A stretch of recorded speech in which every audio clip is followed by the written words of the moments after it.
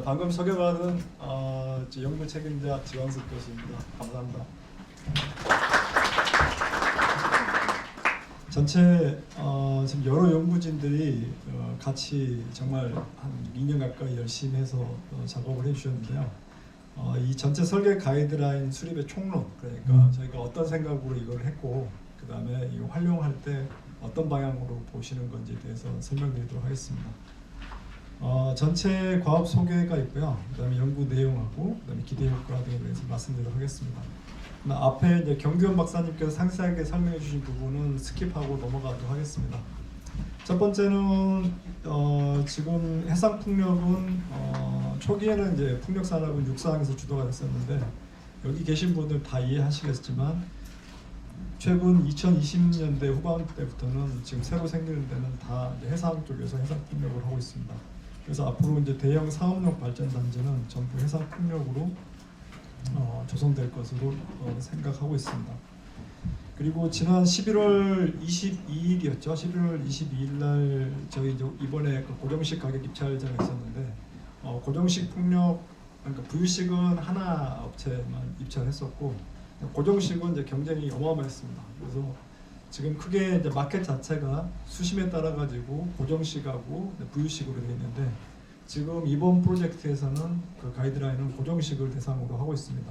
방금 경 박사님 말씀해 주셨듯이 많이 쓰이는 모노파일하고 자켓, 트라이포드에 대해서 저희가 이 가이드라인에서 대상으로 했고요. 중력식은 이번 가이드라인에서는 고려되지 않았습니다. 저희 우리나라 연구 초창기에 중력식도 고려를 했습니다만 우리나라 집안 조건 때문에 실제로 중력식이 활용해가지고 실증된 사례가 아마 거의 없는 걸로 알고 있습니다. 그래서 모노파일, 자켓, 트라이포드로 저희가 특정을 해가지고 범위를 좁혀서 이 가이드라인을 제정했습니다. 그래서 지금까지 우리나라에 설치된 이제 해상풍력 지지구조물은 그게 이제 IEC 61400의 위드 터빈 기준을 많이 참조하고 있었고요. 그 다음에 ISO 19900 오일앤가스 기준입니다. 그 다음에 DNV-GL, 그 다음에 이제 부유식에 대해서는 이제 DNV-GL, IEC, 그 다음에 미국 선급, 그 다음에 노르웨이 선급들이 여러 가지 기준들이 혼용이 되고 있습니다. 그래서 현재 우리나라에서는 설계자에 따라 가지고 아니면 이제 펀딩 에이전시에 따라 가지고 제공되는 기준이 혼용이 되기도 하고, 그 다음에 특정 조건에 적합하게 답을 줄 수 있는 기준을 자의적으로 사용하는 경우가 좀 많이 있었습니다. 그리고 이제 앞에 전술했던 얘기고요. 주로 많이 사용되는 게 IEC, ISO, DNV-GL, ABS입니다. 그래서 우리나라는 지금 해외하고는 다르게 해상 풍력에 대해서 실제로 타겟팅을 해가지고 정리된 기준이 없는 상황입니다. 그래서 이번 프로젝트를 통해서 해상 풍력 지지 구조물을 설계할 때 참고할 수 있는 가이드라인을 지금 작성하고자 했습니다. 이 해상풍력 설계 기준 가이드라인 제정의 필요성은 지금 다 잘 이해하고 계실 건데요.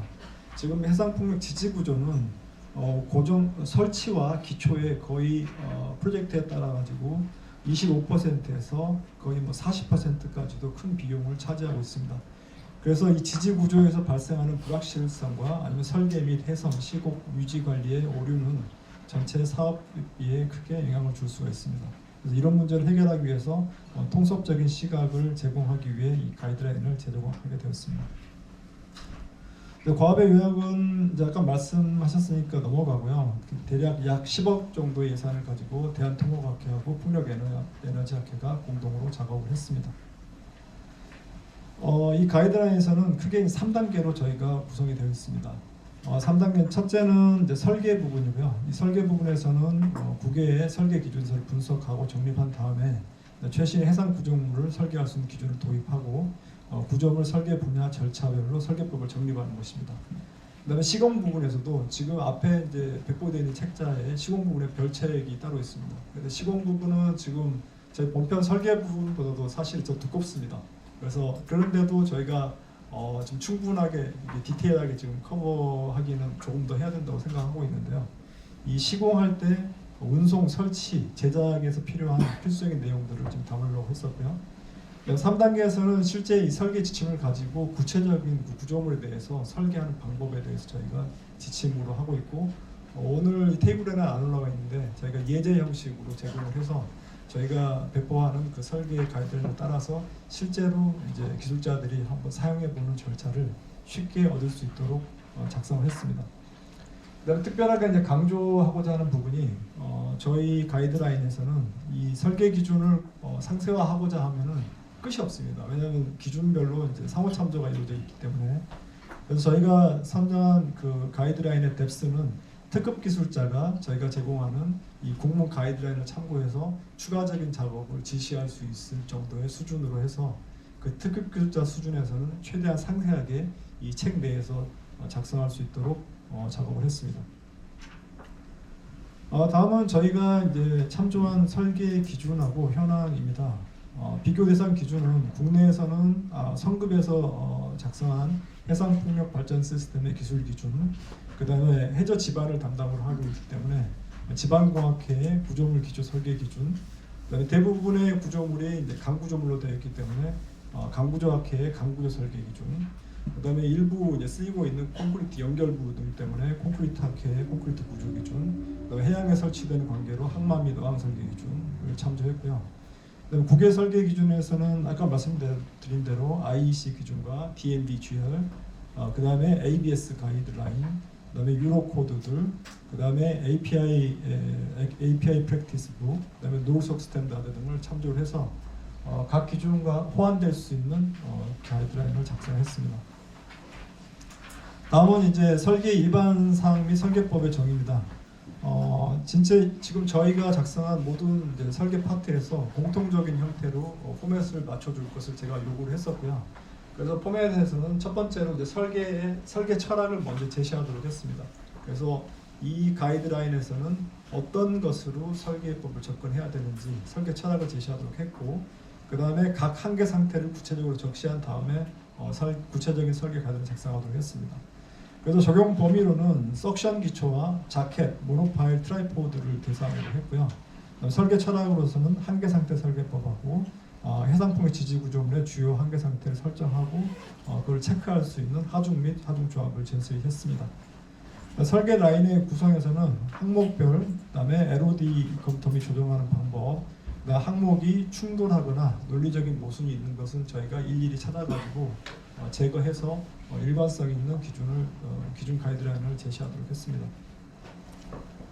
다음은 이제 통합하중 해석 파트입니다. 먼저 이거는 이제 설계가 시작이 되는 첫 파트가 되겠는데요. 통합하중 조건에서는 해양 환경하고 부지 조건을 이용해서 전체 시스템을 지금 해석하거나 설계하는 환경 조건을 도출하기 위한 파트고요.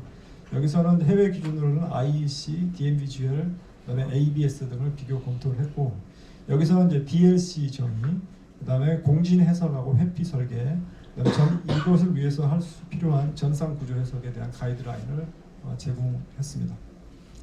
그다음 구조 설계에서는 해상풍력 지지 구조 중에서 강 구조나 그다음에 콘크리트 구조 연결부, 그다음에 또 구조 내진 파트에 대한 것을 설계할 수 있도록 가이드라인을 작성했습니다. 강구조 설계에서는 저희가 정수압 영역도 좀 고려했고요. 이건 이제 육상 구조하고 크게 달라진 부분이 되겠습니다.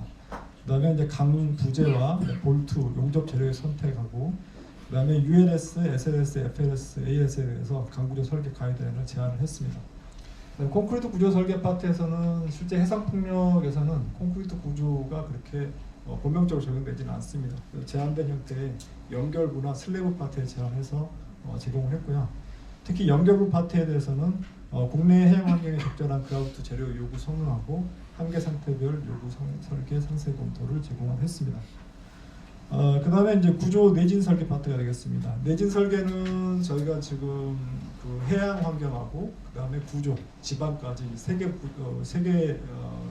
그 디비전이 공통으로 이 파트를 작성을 해서 해양 환경에서 구조물을 내진 검토를 할 수 있도록 작업을 했습니다.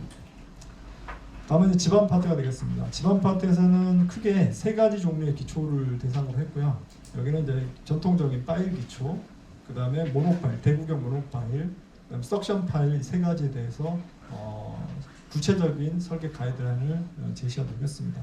그 밖에 이제 지금 아까 CPT 말씀해 주셨는데 CPT를 포함한 지반 조사 결과와 그다음에 이로부터 설계 지반 점수를 산정하는 방법에 대해서 기술을 했고, 그다음에 말씀드린 대로 세 가지 타입의 파일 및 모노파일의 설계 가이드라인하고 집안 및 기초 내진 설계의 가이드라인. 이건 아까 구조 내진 파트하고 연결되는 부분입니다.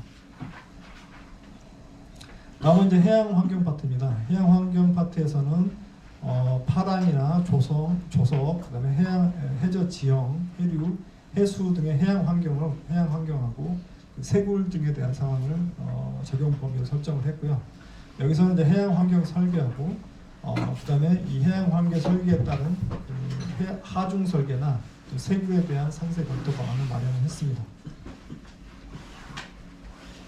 그다음에 시공 및 유지 관리 가이드라인입니다. 시공 파트는 지금 저희가 생각할 때도 앞으로도 추가적으로 작업해야 될 내용이 아직도 많이 남아 있는데 그 중에서 핵심적으로 필요한 부분, 강구조물의 제작에 대한 파트, 제작과 공차 규정을 제시함으로써 이거는 발주처와 제작 업체 간의 커뮤니케이션을 도와주도록 노력을 했습니다. 그 밖에 이제 투입되는 인력의 인적 자격 요건과 품질 검사 규정을 도시했고요. 콘크리트 구조물 파트에서는 콘크리트 배합하고 그다음에 양생과 관련된 핵심 부분을 제시했고, 운송 설치 파트에서는 이거는 이제 해상풍력 사업에서는 필연적으로 MWS하고 연계되는 부분이고, 여기서 해상 작업 조건하고 관련된 규정을 제시했고, 그다음에 양중이나 기초공사 중에 필요한 품질 조건을 제시를 했습니다. 그다음에 그밖에 검사와 모니터링, 유지관리로 방향을 제시하도록 했습니다. 지금 오늘 그 세 개 자료는 아직은 안 올라와 있는데 저희가 지금 해상풍력 지지구조 설계 예제집을 별도로 지금 개발을 하고 있습니다. 그래서 대상 터빈 모델을 설정을 하고 이 저희가 작성한 설계 가이드라인을 이용해서 총 4개의 그 기초 구조물에 대해서 실제 설계를 예제 작업을 수행을 했습니다. 그래서 지금 현업에서는 이제 뭐 삭스든 컴퓨터를 가지고 체크만 하고 끝나는데 그것부터 확장을 해가지고 이제 삭스 데이터를 가지고 저희 그 해상풍력 지지구조 가이드라인에다가 대입을 해서 그 파트를 하나씩 그 기준 체크를 해서 가이드라인의 적정성을 확인할 수 있도록 예제집을 별도로 작업을 하고 있습니다. 그 다음에 이제 이번 프로젝트에서 이제 그 원래 발주처가 지금 약간 현실적인 부분을 지금 요구를 했는데요. 저희가 이번에 해상풍력 지지구조 형식의 선정 프로세스를 제시하는 어떤 합리적인 방안을 제시했습니다. 지금까지는 이제 대부분의 토목구조물 건설 파트에서도 대부분 의사결정 방식이 위원회를 소집을 하고 그 위원회가 검토를 해서 위원회가 이제 여러 가지 그 검토 요인에 대해서 이제 점수를 매기고 아니면 점수를 매기는 방식에 따라서 가중치를 준다든지 그런 방식으로 해서 그 의사 결정이 이루어지게 됩니다. 근데 저기 건설 프로젝트의 성격상 이 프로세스 단계가 여러 단계가 있고 의사 결정 과정이 서로 배치되는 관계도 있고, 특히 이제 해상풍력 같은 경우 신규 시장에서는 어떤 기술적인 그 기술 영업이라고 해야 되죠. 기술 영업의 관점에서 접근하다 보니까 뭐 기승전 모노파일, 아니면 기승전 자켓, 기승전 트라이포드, 기승전 석션의 입장이 변화되지가 않고 어떤 영업적인 관점에서 접근하는 경우가 많았습니다. 그래서 합리적인 의사결정 프로세스가 필요하다는 요청이 있었고요.